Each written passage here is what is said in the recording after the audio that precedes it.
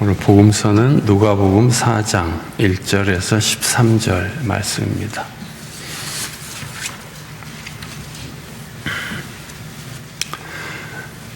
누가복음 4장 1절에서 13절에 기록된 하나님의 말씀. 예수께서 성령으로 가득하여 요단강에서 돌아오셨다.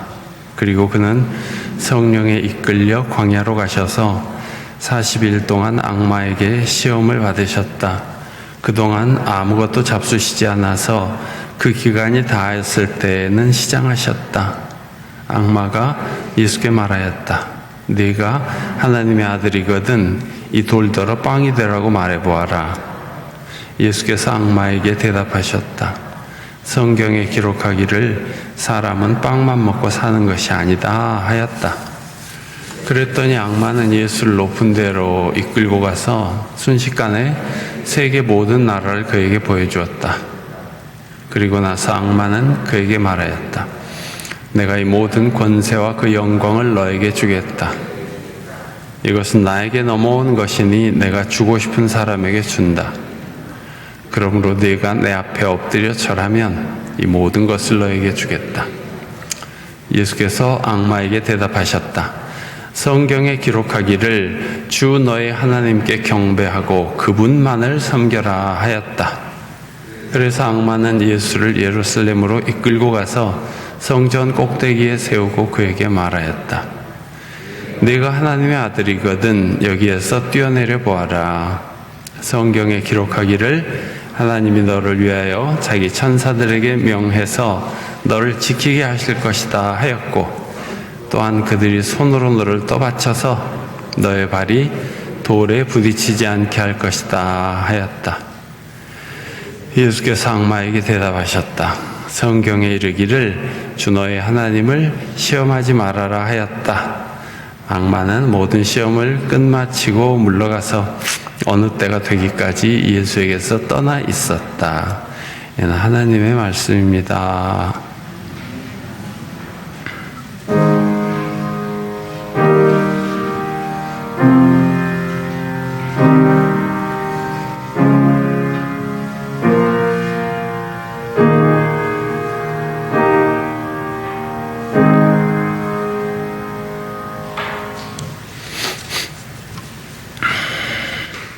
하나님 말씀 은혜가 여러분과 함께 하시기를 바랍니다.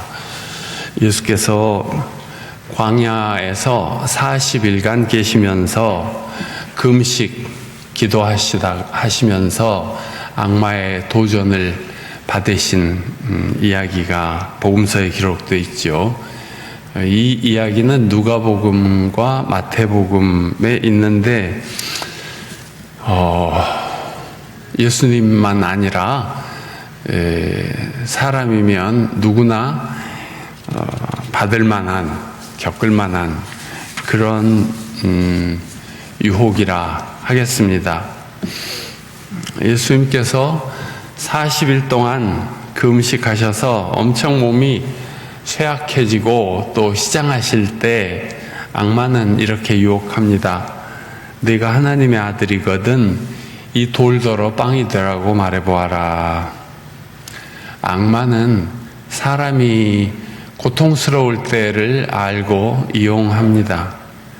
배고픔을 틈타서 하나님의 아들이라는 자만심을 불러일으켜서 기도를 회방하고 주님의 계획을 거스르게 하려는 것이었죠. 예수님은 악마의 유혹을 거절하면서 사람은 빵만 먹고 사는 것이 아니다. 그렇게 말씀하셨습니다. 마태복음에는 하느님의 입에서 나오는 말씀으로 산다. 그런 말씀이 더 있죠. 이 이야기를 보면서 우리도 조심할 것은 네가 하나님의 아들이거든 이라는 부추김, 그리고 다 먹고 살자고 하는 일이다 하는 말 조심해야 하겠습니다. 다 먹고 살자고 하는 일이라고 하면서 건축 자재 빼돌리다가 다리도 무너지고 아파트도 무너지고 하는 것 같습니다. 사람이 먹고 살기는 해야 하지만 그것을 핑계로 불의한 일을 하는 것은 하나님의 뜻을 외면하고 죄악으로 가는 길이죠. 그리고 네가 하나님의 아들이거든 이라는 부추김, 악마는 사람에게 자기를 과시하는 마음이 있다는 것을 알고 있으니 이 또한 조심해야겠습니다. 그 다음에 악마는 다시 예수를 높은 곳으로 데려가 세상 나라들을 다 보여주고 자기에게 엎드려 절만하면 이 모든 권세와 영광을 주겠다고 합니다. 내가 이 모든 권세와 그 영광을 너에게 주겠다. 이것은 나에게 넘어온 것이니 내가 주고 싶은 사람에게 준다. 네가 내 앞에 엎드려 절하면 이 모든 것을 너에게 주겠다. 악마는 사람의 권력욕을 또 소유욕을 잘 알고 있습니다. 물론 그것이 자기 것이라는 말은 거짓입니다. 자기 것이 아니니까 줄 수도 없습니다. 악마의 가머니설에 혹해서 굴복하는 순간 손에 잡힐 듯 하던 권세와 영광은 신기루가 되어 사라져버리고 맙니다.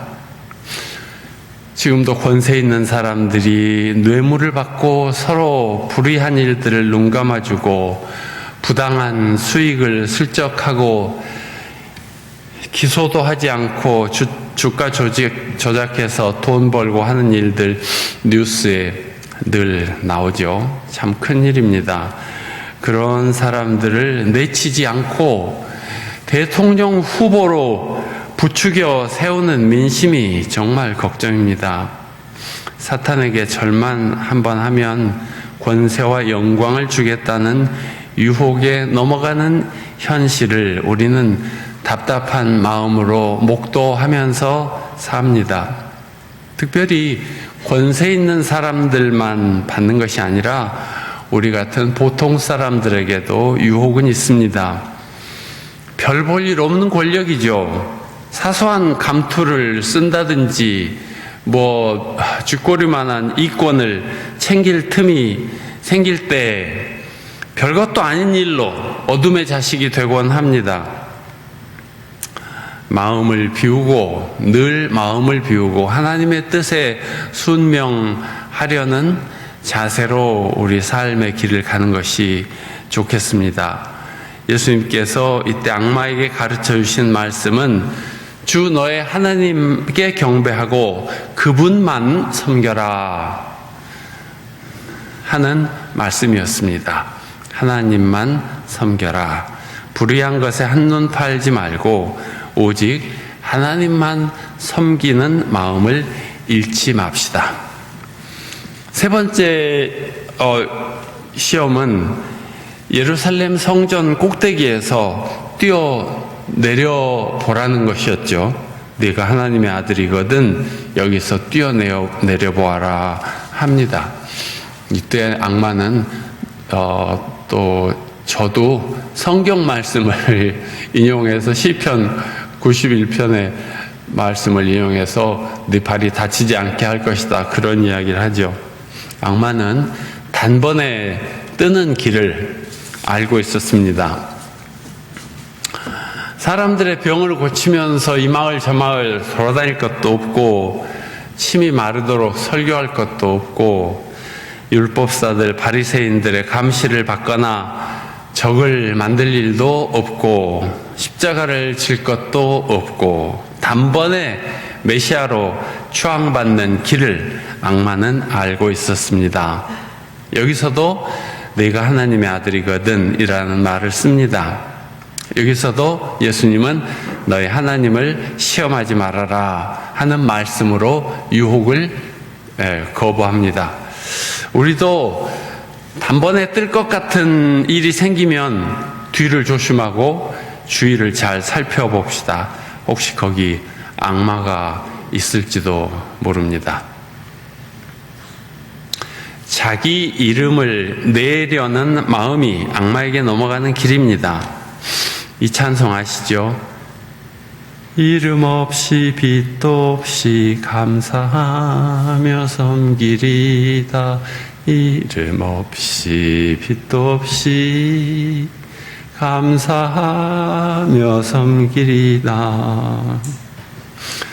주 예수님의 말씀과 삶을 잘 살피고 따르면 우리 삶이 새로워집니다. 자기도 모르게 오염되고 어두워졌던 삶이 새로워지고 아름다워지게 됩니다. 오늘 구약성경 신명기 26장 말씀은 이스라엘 민족 공동체의 오래된 신앙 고백이고 정형화된 예배문 같은 것입니다. 이스라엘이 출애굽 후에 40년의 힘겨운 광야 생활을 마치고 약속의 땅 가나안 진입을 바로 눈앞에 두고 있을 때 모세는 자기들의 조상이 떠돌이 유랑하는 부족이었음을 회상하고 고백하라고, 감사절이 되면 그때마다 고백하라고 가르칩니다. 아프리카 사막의 베르베르인이나 중동 사막의 베두인들 가운데는 지금도 수천 년 전 방식대로 살아가는 이들이 많은데 그런 모습입니다. 가난한 유랑하는 떠돌이 백성들이었습니다. 자신들의 조상이 과거 떠돌이 아람 사람이었다고 고백하는 것은 즐거운 일이 아니었겠지만 그것은 민족적으로 또 개인적으로 끊임없이 새로워지고 끊임없이 행복한 삶을 살도록 하기 위한 가르침이었습니다. 우리도 과거에 온 나라가 가난했던 시절 봄이면 먹을 것이 떨어져서 보릿고개를 넘어야 했던 일을 생각하면 지금 아무 걱정 없이 시름 없이 굴비 한 마리 구워서 흰쌀밥 먹을 수 있는 것이 얼마나 넉넉하고 행복하고 고마운 일인지 모릅니다. 고난과 아픔의 과거를 숨기지 않고 현재를 비추는 빛으로 삼아서 자기들과 자손들의 삶이 세월이 흘러도 퇴락하지 않고 새롭게 된다면 그것은 얼마나 고귀한 가르침이고 훌륭한 신앙입니까? 신명기 26장의 요지는 첫째, 지금 옛날 일 생각하면서 감사하는 마음으로 예배드리며 예물을 바쳐라 하는 것이고, 그 어려웠을 때 생각하면서 하나님의 은혜를 고백하라는 것이고, 지금도 살기 어려운 이웃이 있으니까 그들과 함께 나누며 이 축제를 지켜라 하는 말씀입니다. 그리고 이 말씀을 사순절 첫 주일에 읽는 것은 사순절이 그리스도를 따라가는 절기이기 때문에 말로만 주님을 따를 것이 아니라 몸으로, 삶으로, 물질로 섬기고 따라야 한다는 의미입니다. 또 하나는 자신들이 강한 민족이 되었을 때 함께 살아가는 주변 사람들을 차별하지 말라는 메시지도 이 속에 들어있다고 보겠습니다. 교회는 성회 수요일 예배를 드림으로써 사순절을 시작하는데, 이날 목회자는 교우들의 이마에 재를 발라줍니다. 흙에서 왔으니 다시 흙으로 돌아갈 것을 생각하세요 하면서 재를 바릅니다. 빈손으로, 빈 마음으로 삶을 새롭게 시작하라는 것입니다. 현재 대한민국은 세계 10위 안에 드는 경제 대국이라고 합니다. 세계인들이 부러워하고 있다고 합니다. 그런데 지구상의 많은 사람들이 하루 끼니는 물론 제대로 된 식수조차 마실 수 없는 형편에서 살아가고 있습니다.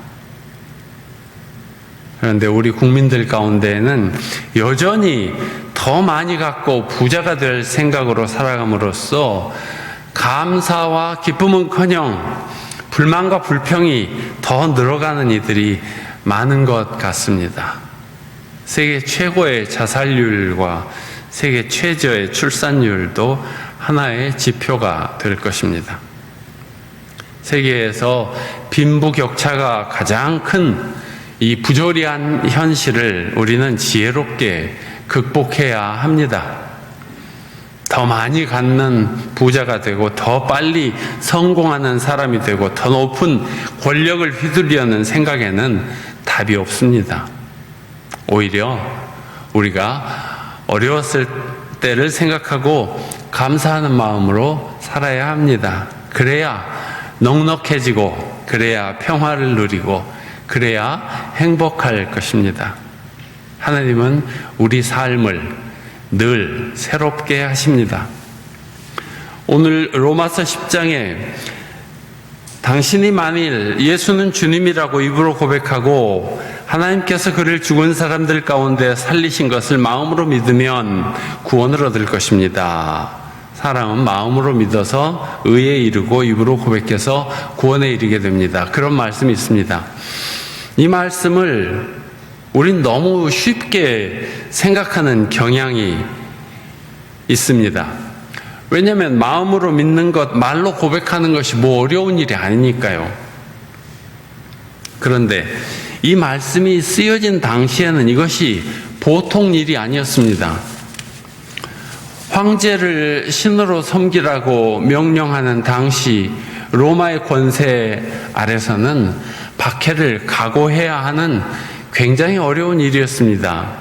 그래서 예수께서 주님이시라고 입으로 고백하는 것은 로마군의 탄압과 유대주의의 압박을 넘어서 오랫동안 기다려왔던 인간 구원의 역사가 나사렛 예수로 말미암아 이루어졌다는 것을 고백하는 것이고, 그리고 구원에는 유대인이나 헬라인이나 누구나 차별이 없다는 말씀은 자기들만 가지고 있던, 유대인들 가지고 있던 민족적 우월성을 포기하는 그런 의미가 있는 중요한 말씀이었습니다.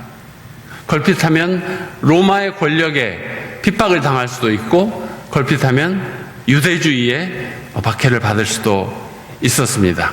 그럼에도 불구하고 마음으로 믿어서 진심으로 하나님을 믿고 또 입으로 말해서 대외적으로 공표하고 나는 크리스찬이다 라고 밝힘으로써 구원을 받는다는 그런 말씀입니다. 가난했던 떠돌이 시절의 과거를 잊지 말고 고백하며 하나님 은혜에 감사하라 하시는 것은 끊임없이 시간을 넘어서 민족을 새롭게 하시려는 가르침이었습니다. 또 성령의 인도로 광야에 나가 금식 기도를 하시는데 악마의 유혹을 받으셨을 때 하나님의 말씀으로 하나님만 섬기라고 하는 말씀으로 이기신 것은 끊임없이 악마의 유혹을 받고 사는 우리가 늘 새롭게 되는 방법을 알려주심입니다. 사순절은 우리를 새롭게 하시는 주 예수님을 마음에 모시고 살아가는 복된 시기입니다. 오늘 말씀을 마음에 새기며 기도합시다.